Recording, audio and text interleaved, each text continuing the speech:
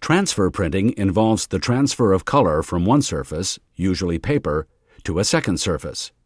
The most common method is heat transfer printing, where the design is first printed on paper and then transferred onto a garment or fabric.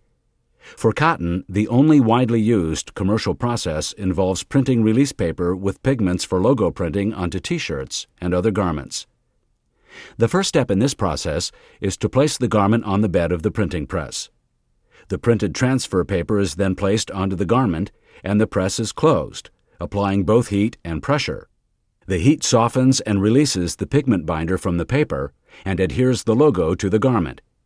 The release temperature is usually around 375 degrees Fahrenheit or 190 degrees Celsius.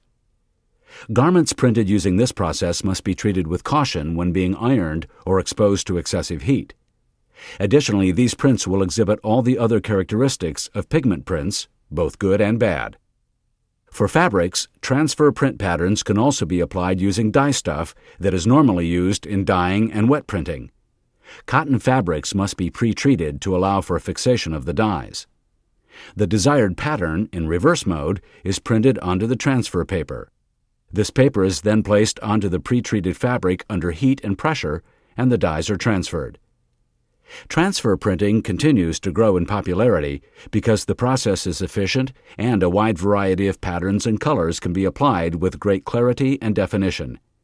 In addition, labor requirements and floor space are less at the print house, and less water and other chemistries are used. However, this system requires longer runs to be profitable since the patterns must be printed onto the paper and rotary printing is normally used. In a typical application, a service company would make the pattern paper.